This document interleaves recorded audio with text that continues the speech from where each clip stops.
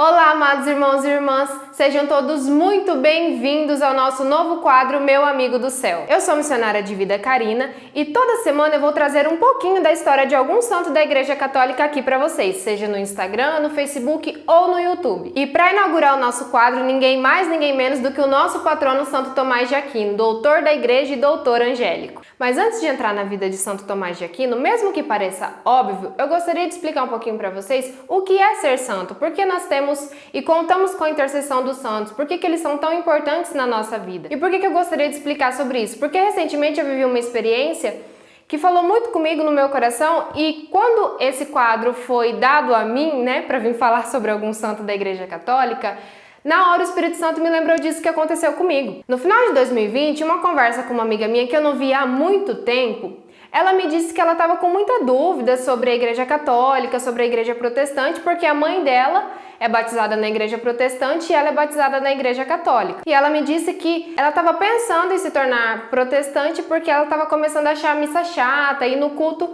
ela se sentia bem. E a gente ali conversando, eu fui contando para ela sobre a minha experiência de conversão, sobre o meu chamado, que ela não conhecia ainda, não conhecia a comunidade. E ela foi ficando interessada sobre as coisas da Igreja Católica, mas ela não tinha conhecimento algum de tudo que ela realmente é. Então ela começou a me trazer alguns questionamentos sobre a fé, sobre a nossa doutrina, até que ela falou assim pra mim: mas Karina, Noé, ele foi escolhido do Senhor e nem por isso ele é santo. E na hora eu já sabia que o Espírito Santo é que estava conduzindo a conversa. Então eu perguntei pra ela: mas o que é ser santo?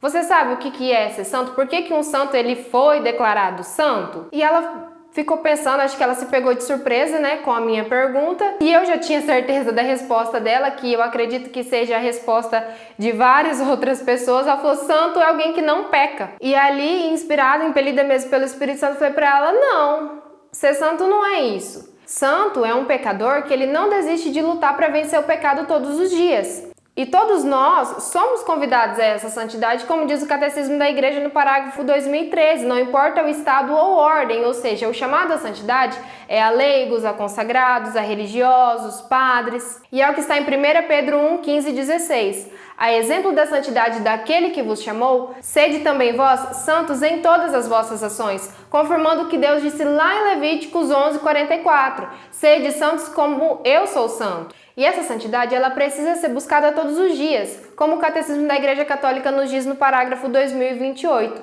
O limite da perfeição cristã, que é a santidade, é ser ilimitada. Então, enquanto estivermos aqui como igreja militante, nós precisamos lutar contra o pecado todos os dias. Chesterton diz no seu livro sobre Santo Tomás de Aquino que o que separa um santo de um homem ordinário, ou seja, um homem comum, é a sua disposição habitual de se confundir com o homem comum. Então, os santos são as únicas pessoas que são superiores, mas que não queriam ser superiores. Então, a humildade que há em todos eles é muito evidente. E aí tem muita gente que vai falar: mas por que eu vou ficar pedindo intercessão de santo? Por que eu vou ser devoto de santo tal? Eu não acredito que ele vai me beneficiar de alguma forma. Como que é possível que isso aconteça, que um santo me ajude e interceda por mim? Por que ele é capaz disso? Eles são capazes de interceder e pedir por nós porque eles estão muito mais unidos a Cristo. Eles já estão na pátria celeste, então eles nunca vão deixar de pedir ao Pai por nós. E nós temos toda essa devoção porque, segundo o Catecismo da Igreja no parágrafo 828, eles viveram heroicamente as suas virtudes. Então eles são para nós modelos de pessoas, modelos de cristãos, e eles são os nossos intercessores. Então os santos são o nosso maior exemplo de santidade e nós precisamos contar com a ajuda deles, com a intercessão deles, conhecer a história deles, para que nós possamos nos inspirar naquilo que eles viveram de fidelidade a Deus, de realizar a vontade de Deus, de corresponder ao chamado que Deus fez a todos eles. Santo Tomás de Aquino nasceu em 1225 na Sicília e ele era de uma família muito nobre que sempre investiu nele, nos estudos dele, para que ele pudesse se tornar um bom homem. Mas ele tinha uma certa atração pela ordem dominicana, que era pobre. E ele, desde muito cedo, quis entender quem era Deus na sua essência e na sua existência. Então, quando ele tinha 5 anos, ao ouvir os monges louvando a Deus, ele ficou muito admirado e pensou: quem é Deus? Como a família dele, principalmente a mãe dele, não concordava com o chamado que ele estava recebendo de Deus, ele fugiu para a ordem dominicana. Mas ao ser enviado para Paris, ele foi preso pelos irmãos servidores no Império. Mas ele foi detido pela família dele porque não concordava com a vocação dele, mas tudo que faziam nada adiantava. Continuando seus estudos em Paris, ele foi formado por Alberto Magno o Grande. Os companheiros de Santo Tomás muitas vezes declaravam ele como uma pessoa muito devagar, porque Santo Tomás, ele era bem retraído, ele era calmo, ele era muito paciente. Então as pessoas tinham o costume de falar isso dele. Mas na mesma hora que disseram isso perto de Alberto Magno, logo ele refutou profeticamente: vocês o chamam de boi mudo, mas haverá um dia em que o seu mugido será ouvido mundo afora. As grandes influências de Santo Tomás de Aquino, de um lado era Platão e Santo Agostinho, e do outro lado Aristóteles e Santo Alberto Magno. Então, Santo Tomás de Aquino hoje, ele é a maior referência da escolástica. O que é a escolástica? Que é o método que pretendia unir a razão e a fé como algo para que as pessoas pudessem aprender para a evolução humana. No século XIII, havia uma carência muito grande de escolas, de universidades para formarem padres. E Santo Tomás de Aquino, com os seus estudos, com tudo aquilo que ele juntou nos anos que ele já tinha estudado,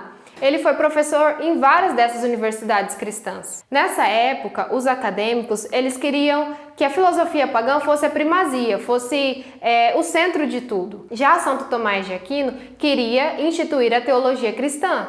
Então ele buscou grande inspiração em Aristóteles, porque ele queria vincular a fé e a razão. Então assim foi formado o pensamento tomista e o tomismo aristotélico. Então a vida de Santo Tomás de Aquino foi caracterizada por tudo aquilo que ele queria aprender, que ele queria ensinar para as pessoas sobre os mistérios divinos. Até que chegou um dia, e Santo Tomás, ele era muito robusto, ele era gordo, sabe, bem grande. E ele decidiu que ele ia cortar um pedaço da mesa para que ele pudesse caber e estudar, assim, de forma confortável, né? Então ele cortou, fez a mesa em meia lua e assim ele conseguia estudar e ler os seus livros.